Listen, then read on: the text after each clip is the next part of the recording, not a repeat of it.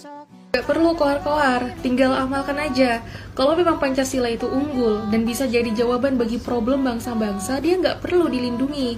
Justru sebaliknya, orang-orang pasti akan sukarela ngikut Pancasila. Dan buktikan aja kalau Pancasila itu memang unggul, minimal dalam mengatasi wabah corona lah. Faktanya, imbas wabah yang gagal ditangani dengan Pancasila itu, RI kini turun jadi negara menengah ke bawah, setara dengan Timor Leste dan Samoa. Faktanya, kini RI jadi epicentrum terbesar penyebaran virus mengalahkan India. Faktanya, jumlah kematian COVID di Indonesia dalam 2 hari mengalahkan total kematian COVID di RRC sepanjang pandemi. Faktanya, orang-orang kecil tengah kelaparan, mengemis bantuan karena kebutuhan dasar tidak terpenuhi. Faktanya, bansos untuk kaum papa malah jadi bancakan elit-elit yang mencari makan di sekitaran Anda. Ini semua terjadi saat Anda mengklaim sudah menegakkan Pancasila, kan? Ya, kalau memang Pancasila itu unggul dan bisa jadi jawaban bagi problem bangsa-bangsa, dia nggak perlu dilindungi. Justru sebaliknya, orang-orang pasti akan sukarela ngikut Pancasila. Dan buktikan aja kalau Pancasila itu memang unggul, minimal dalam mengatasi wabah corona lah.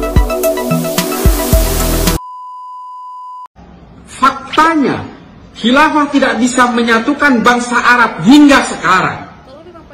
Pancasila sudah terbukti hampir 1 abad ini berhasil mengutuhkan bangsa ini, menyatukan bangsa ini. Faktanya, Pancasila berhasil menghalau para penyerang bangsa ini, mulai dari ideologi komunis sampai ideologi yang berbasis primordial. Jadi adik-adikku sekalian, jangan mau ditipu oleh Hizbut Tahrir, gerakan politik yang berjubah agama. Ini fakta. Tidak ada sistem politik buatan manusia yang sempurna, tapi setidaknya Pancasila telah membuktikan itu selama bertahun-tahun hingga menjelang 1 abad ini. Jangan mau ditipu oleh orang-orang Hizbut Tahrir yang selalu menyuarakan seolah-olah khilafah itu adalah sistem rekomendasi Tuhan, sistem yang masterpiece, tapi sebenarnya itu hanya untuk kepentingan politiknya saja. Pandemi, sejak zaman Khulafaur Rasyidin sudah ada. Juga terjadi pada zaman khilafah itu, baru berakhir nanti pada abad ke-14. Khilafah itu juga dirumuskan oleh manusia dengan segala kekurangan dan kelebihannya, sama seperti Pancasila, dirumuskan oleh manusia dengan segala kekurangan dan kelebihannya. Pada zaman khilafah juga terjadi seks yang menyimpang, terjadi juga korupsi, terjadi juga nepotisme, semua bisa terjadi.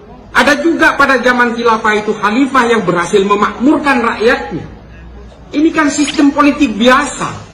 Jadi, silakan adik-adik sekalian mempelajari sejarah khilafah itu bukan hanya dari sisi baiknya saja.